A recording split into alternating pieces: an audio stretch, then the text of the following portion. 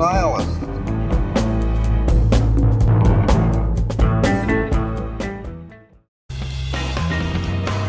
I have a friend who's a Zen master who called me up the other day, and he said, Jeff, I wanted to talk to you about something. I said, okay. He says, as you probably know, among a lot of the Buddhists, the dude is considered a Zen master. And I said, what are you talking about? He goes, oh yeah, of course. I said, I don't understand what he says. He says, oh yeah, the Lebowski is riddled with Zen koans, but in a modern context. But he says, oh yeah, the Coen Brothers must have had that. I say, we never mentioned Zen. Fucking hey.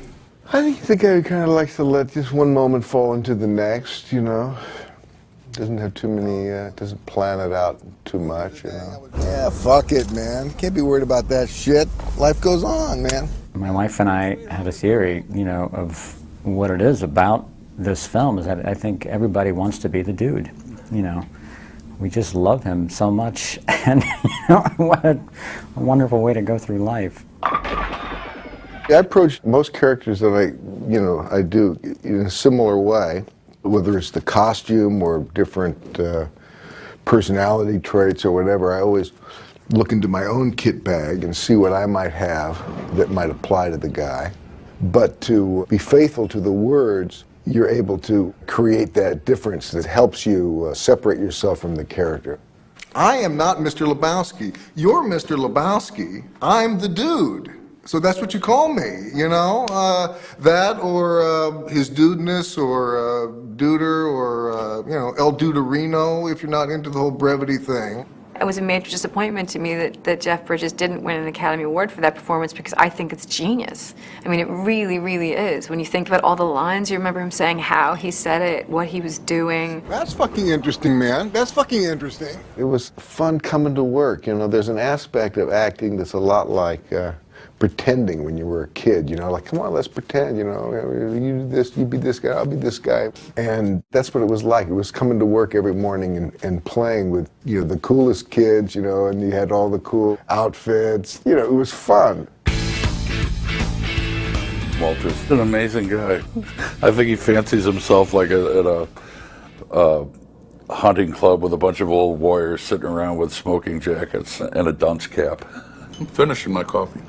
I still got my army coat, my vest, and he had the mandatory California cargo shorts on, and the headband. There's something sad about a fat middle-aged guy wearing a headband. Ah, fuck it, dude. Let's go bowling.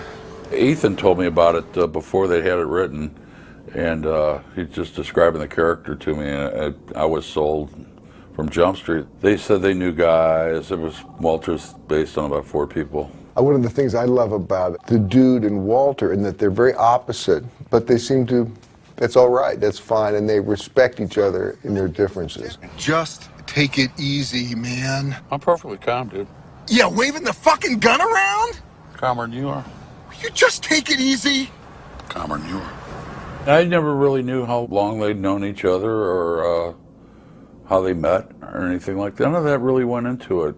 For me, anyway, I was having too much fun to do research. You don't have ransom without a hostage. That's what ransom is. Those are the fucking rules. For as big of a load as he is and a fat mouth, he just very tenderly, I think, cares for Donny, and he was protecting him from these bullies, and that's what they were. Are these guys gonna hurt us, Walter? No, Donny. These men are cowards. And that's what they were to Walter with his thousands of year history of Jewish repression. I fuck you! You can't really see it that much, but he did get stabbed in the side. He took a sword for Donny, and then poor little guy has a heart attack. That is my favorite screen death. People compliment me on the wood chipper scene in Fargo, but I don't feel connected to it because I wasn't there. This death, I was actually there, and I loved the eulogy that Walter gives. The dude wanted to send him off right, and Walter just never checked which way the wind was blowing. He was one of us. He was a man who loved the outdoors. Then you learn that Donny is in fact a surfer. As a surfer, he explored the beaches of Southern California from La Jolla to Rio Carrillo. and up to Pismo. It's the only time it's mentioned, and I love that about this guy. And he is a mystery. You don't really learn that much about him. Mark it, dude. What I think is interesting about Steve's performance in the movie, though, is that he's so good that you can actually watch him in a lot of the scenes exclusively when there's a 3-shot, and the whole scene kind of plays out on his face, even though he doesn't have anything to say. Donny loves these guys, and I think they love him. But he gets on Walter's nerves. What's during league play? Life does not stop and start at your convenience, you miserable piece of shit. It's all the script. That's where I start on anything I do. They posted the next round for the tournament. Once I'm in the costume of the character, that for me is a lot of it. I don't even think there's one shirt that has his name on it. He is sort of in his own world. What was so great about the whole movie is that everybody's in their own universe, and the worlds kind of collide. I don't know that Maud is in anybody else's world. She's in Maud's world. I love in those scenes with Julianne and Jeff, but then David Thewlis is in there. You don't know why. He's just there and he's giggling. Maud, this rich girl with a very affected voice. I mean, people said, like, what accent we're using? I'm like, no, it's not an accent, it's an affectation. You know, she should have this acquired sound that she thinks is interesting, that's sort of East Coasty. There's sort of this bohemian sort of aristocratic contrast thing going. My art has been commended as being strongly vaginal, which bothers some men. The word itself makes some men uncomfortable. Vagina. The naked flying and all of that kind of stuff. It was to be as provocative as possible. I mean, that's what Maud kind of was about provocation. Do you like sex, Mr. Lebowski? Excuse me? Sex, the physical act of love, coitus. Do you like it? That was what was so great about being with Jeff, because his character is so laid back and so kind of accepting, like, you know, the dude abides, man, whatever. You know, so he's all like this and she's all like this. But they seem to have a mutual kind of respect. Jeffrey. Maud? Love me. Jeffrey. She calls him Jeffrey all the time. That is probably the only time I've ever really had a hard time keeping a straight face in a movie was when I was working with Jeff, because he was so funny. He was so funny. Was that yoga? It increases the chances of conception. I knew that they wanted something outrageous because everyone keeps talking about him. Like, I thought he was going to be a big part. When I read it, I was like, wow, that's so tiny. But I knew he was a nemesis of the dudes and Walter. So I just figured, well, if it's that big, I could take it into the outer limit.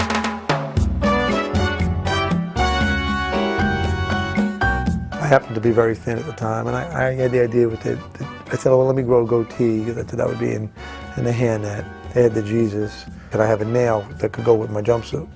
And I showed it to Joel and Ethan. They thought it was really funny. So I added a lot of stuff on the day, the shining, the licking, the dancing, all the stuff. And Joel and Ethan would do it for me, like, before I shot it. People don't realize that. They like to imagine how you're going to do it. And Joel and Ethan would be acting it out for me all the time with the whole click thing. Click, man. I was like, I was laughing with their, you know. You pull any of your crazy shit with us, you flash your piece out on the lanes, I'll take it away from you and stick it up your ass and pull the fucking trigger till it goes click. I threw in everything but the kitchen sink, not thinking that they would put it in because you only have a couple days. And then when they edited that sequence, so many movies you try things, they never makes it. Every little thing I put in. Like with the licking of the ball thing, I thought, well, the guy's like a degenerate, so that could be his thing. I was just trying to get into the whole groin area of the character. Nobody fucks with the Jesus. Jesus is an icon. That's why I want to make a sequel. I want to, because I feel like, you know, I don't really have to do much. Just put the jumpsuit on and get into shape. What's this day of rush shit? Without the suit, he's nothing. He's like Superman. Without the jumpsuit, it's like kryptonite. You know, he doesn't have it. I think the Jesus, you know, later on, you know, he went to prison and then he got out again and he drives a school bus. You know, I know that for a fact. And then he just sits there as all the girls come up and he looks at them. He's trying to control himself. He has to pray. Maybe when he prays, maybe that's when he gets in touch with the dude. This is a man who's looking for a redemption. You know, it's like a sports movie. 8-year-olds, dude. It's his second coming. He's coming back, man.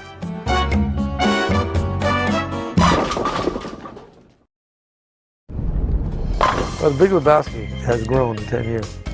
People have seen this film more than any film that I've been in. You've written books. There's the Lebowski Fest. I mean, people are obsessed with that movie. They're obsessed with it. What the hell is it? What attracts people to it? It hits something in the young people. Let's roll, please. Rolling. Mark. Action. It's gigantic.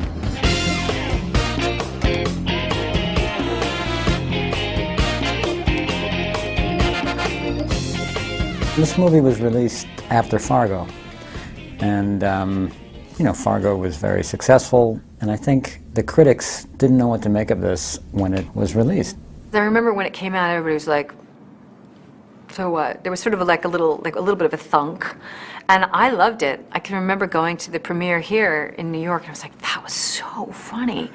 And it was just like, oh, people didn't seem to think it was that funny. It's taken me many years to actually get the film. I mean, I liked it, but then I liked it more. And it wasn't until like the fourth time I think I saw it with my son You might want to watch out that front window, Larry. that I realized how hilarious of a film it is. Son, this is what happens when you fuck a stranger in the ass! And over the years, I think it's like, yeah, it's kind of gotten, I feel like, the attention that it deserves. I rarely will watch a movie of mine on TV, but Lebowski, when that comes on, it'll hook me, you know, because there's so many little flavorful parts about it. That rug really tied the room together, did it not? It's a great film to discover, and there's a lot of support out there for those discoverers, you know, for those little urban achievers, or whatever you want to call yourselves. I always say that it's sort of a Rorschach test, you know, what movies people remember. You know, when you walk down the street, somebody says, hey, I loved you in, you know, and I first noticed it happening with, like, college guys. Like, and it's sort of a frat boy kind of thing. All, you know, when a young man came by who was, like, 21, 22, it was always the Big Lebowski. Without batting an eye, a man will refer to his dick, or his rod, or his Johnson. What they say, they either point at me and scream Roseanne, or call me Tom Arnold, or they'll whip out a line from Lebowski. The lines are very whippable. Smokey, my friend, you're entering a world of pain. Every time John says, shut the fuck up, Donny, you know, I mean, I just love that. Shut the fuck up, Donny. Shut the fuck up, Donny. That's a big one. Donny, you're out of your element. Dude, the Chinaman is not the issue here. One of my favorite images in the film is when John Turturro was cleaning his bowling ball. It's like semi-obscene, and I don't even know why. I get mail from all kinds of people, and I get all kinds of weird sex mail from women and men. This is it. Let's take that hill. Good float that when we hit 15 mph, I'm rolling out. And he has a Uzi wrapped up in paper. It naturally destroys the car. Hey, careful, man. There's a beverage here, huh? I mean, just for my own work, I got a beverage here, you know, I get stuck into the limo there, and when I'm trying to describe, the new shit has come to light, you know? I mean, it might not be just such a simple, you know? I tried to be very faithful to the script, you know, I didn't want to add any extra mans or any extra fucks or, you know, even the ellipses that the guys put in there, you know, I wanted to put the pauses where those were. In the Coen Brothers movie, the language is always so wonderful, so rich. Their language is so specific that you would do something, and then Ethan Joel will say, okay, now do it again, but leave out these two words. So you just kind of change the cadence of the sentence would be changed.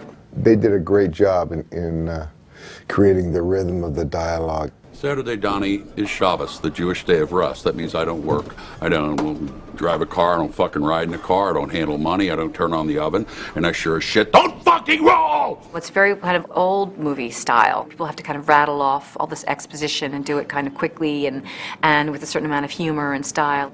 We got that, I think, during the rehearsal. We just got used to each other's rhythms. We all know who is at fault here, so what the fuck are you talking about? Huh? People always ask me if it was improvised. No, God, no. But it was the pauses, there's, you know, a line, ... And so sometimes to discover the truth of the scene, we would improvise, you know, during rehearsal to kind of figure out, put it in your own words, but always, I tried to always go back to, you know, the script. 6 Baker, take 2, Mark. And action. To have a mind behind your character like Joel and Ethan, it's a wonderful gift. You know, I have a brother who I love very much, and we had a good time working together. But to imagine directing a film with Bo, my brother, would be very tough, because we were all, we have very strong opinions, and, we approach things in slightly different ways. And I asked, Joel, I said, how did you guys do it? He says, well, in the writing of it, they've been working on this, and they've honed, and they've had all their, discussions and arguments if they had any, and that kind of thing to work it all out prior. So when they came to the directing part, it was all pretty much in place, and they were just kind of open to see what else anybody else had to say. All right, see how that feels. They know who they want to work with. They know exactly what they want to do, and it makes for a very wonderful atmosphere. I think that was the thing that I found really amazing, that they seemed to be in complete harmony, in accord always, and that sometimes Joel would talk to you and sometimes Ethan would talk to you. And I thought, well, they'll come up together, or well, there'll be some discussion, but it just doesn't work that way. One will talk and then the other one will talk, and they seem to be on the same page. The big disagreement that I can remember between the two was in the dream sequence when my head is about to hit the bowling balls. Joel, who would kind of be the point man as far as directing, he would usually be the guy who would give tips, although Ethan would be kind of flitting around and he would add his thoughts as well. But Joel said, now, when you hit the bowling balls, you're kind of grimacing, when you hit the bowling balls. And Ethan came up, he said, grimacing, really? I thought he'd be kind of smiling, like he would kind of enjoy it. And Joel said, no, I think, Ethan said, really? Well, and they kind of looked, and then there was, well, let's shoot it both ways, okay. And that's basically the biggest disagreement that ever happened. It's actually interesting, the way they do things, because it's a mom and pop candy store. It's one-stop shopping. And they're involved with every little thing, and everything counts. Their specificity of vision, the way they shoot, the way production design is, the script. Steve picks some blankets. Their shots, everything is so deliberate. They're very specific about the things they talk about, like an iron lung or a Ziploc bag with somebody's homework. These things are so almost iconic, but they're just very simple things used for very strange ways. In an odd sort of way, you're just incredibly relaxed because everything's taken care of all the time. On the set, the environment that they created was so loose that you felt like you had all the time in the world. You could try it this way, you could try it that way. They were always very inclusive, wanted to know, you got any ideas? What do you want to do, They're just two very down-to-earth guys, and they love what they do, and I love to work with them. Working with those guys is a joy. It's a joy. When I watch The Big Lebowski, I love the story and all the characters, but for me, it's very kind of hard to separate it from my own life. There's a bit of a home movie aspect to it, when I watch it, because I remember what we had for lunch that day, or what the other takes were. Yeah, the whole movie was just easy to do. I don't remember there being anything hard about it. We just had a great time. Donny, please. It was a once-in-a-lifetime deal. Characters like Walter don't come along every day. I've seen a lot of spinals, dude. And this guy's a fake. This is what I'll be remembered for. That's Aces with me. I think it's just wonderful. It's one of my favorite movies. Not only movies I've been in, but just, flat out one of my favorite movies. Woo! College kids are not going to classes because of The Big Lebowski. And I blame this all on Joel and Ethan. I think they're recognizing it for what it is. It's a brilliant film. And that's why our society is in crisis, because of The Big Lebowski. You don't need the marijuana to watch the movie, kids. It's good without it. The dude, what kind of example is he? The dude abides. It goes on forever. This stuff could never end. Who knows what happened to Walter? He could have become a priest or something like that. Maybe there'll be a Lebowski Jr., because he's 10 years old now. I wonder where that dude is today. He must be about 10 years old now, I wonder what he's doing. Probably sold pot to all his friends. I don't know.